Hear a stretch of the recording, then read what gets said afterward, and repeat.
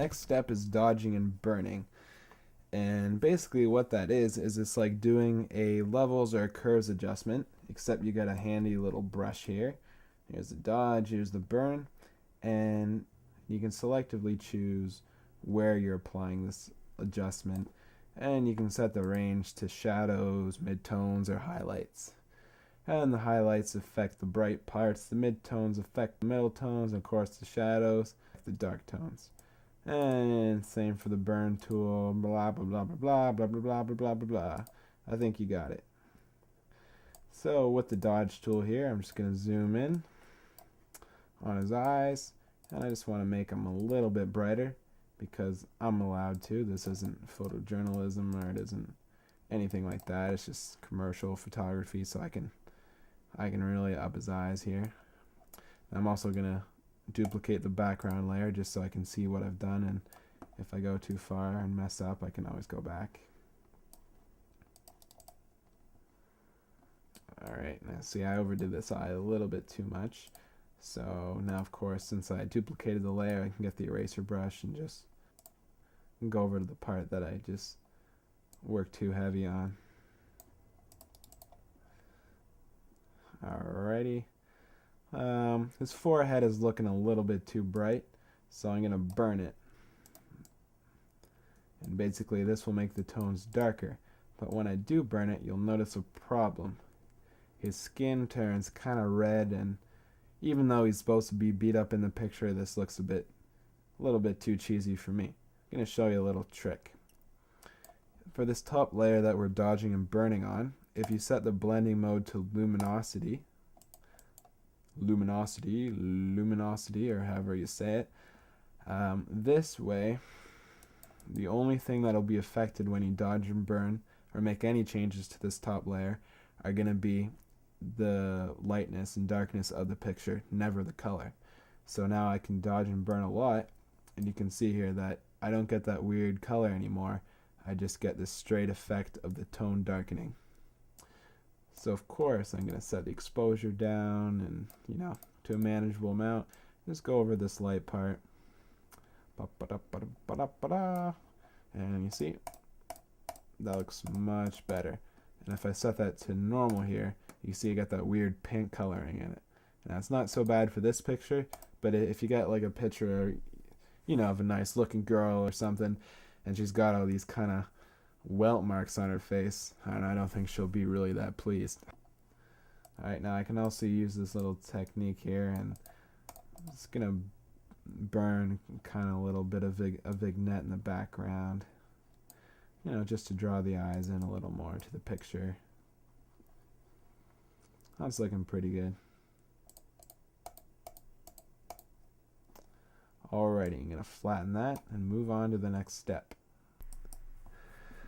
Alright, the next thing I'm going to show you how to dodge and burn is this photo here. I chose it because in the final version you see this kind of imaginary light behind them that never existed, and I did it just to kind of separate them a little bit more from the background. I felt the picture needed it, and I didn't think of it during the actual shoot. And also because these lights around here, the photo, you can really kind of dodge and make it look like they're glowing. So what I'm going to do is duplicate the background layer just like I always do in case I mess up too much. And first thing I'm going to work on is this backlight here, as I was saying. So I'm going to dodge on highlights. Really, really low exposure so nobody can see the seams. And I'm just going to be completely reckless and kind of go over every single thing, even their faces, which are going to get blown out.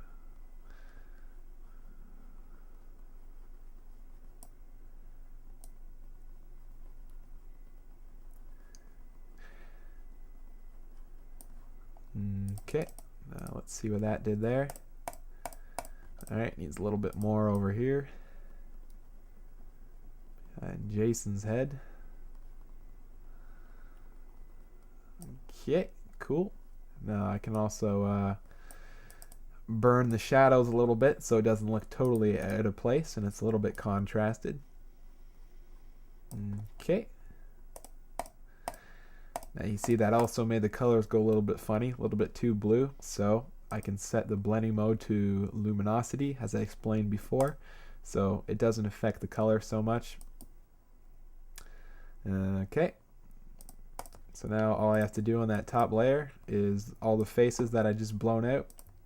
I can get the eraser brush, and just go over them again. Bring back the behind layer. There's lots of ways to do this too. I could have, did it with a layer mask and just painted away from them with a white brush or something. But this way will suffice as well. All right, let's see that. A little bit on his on the shirts as well.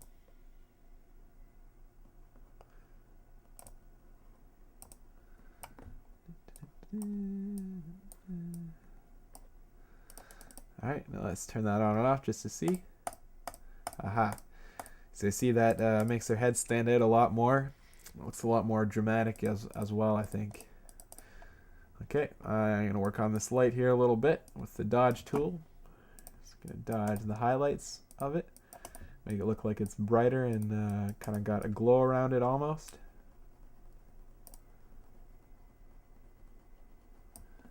That's pretty cool. Do this one up here as well.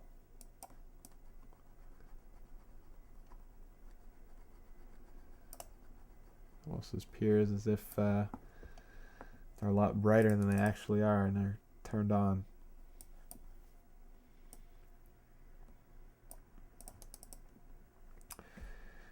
And also one thing that's kind of always makes pants look good, at least, is just to dodge them as well, like that, and then you get the burn tool, and you also burn the edges kind of, so you give the pants kind of a more of a 3D effect, and people like that because it makes them look pretty fit, for the skinny-legged jean look.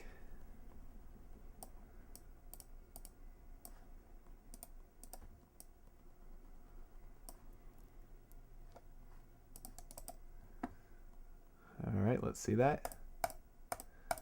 Yeah, looks pretty cool. I also noticed I just went a little bit too crazy in these lights up here, and good thing I duplicated the layer so I can just kind of go back over it with the eraser tool. Just get rid of some of the craziness. See that? Yeah, that's good. And another thing I can do with the dodge tool, make their hair all pretty, because I can go over it on the highlights, give the old L'Oreal commercial appearance.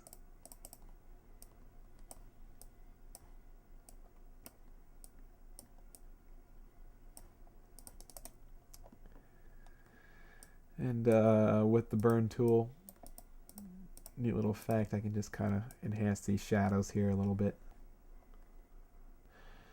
And just to separate the paper a little bit, I can also dodge around it.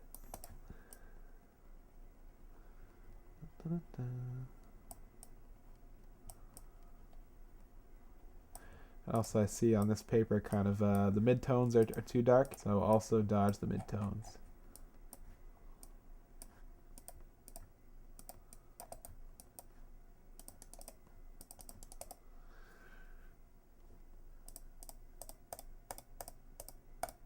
Alright, cool. It's looking pretty good. Flatten that and I'm good.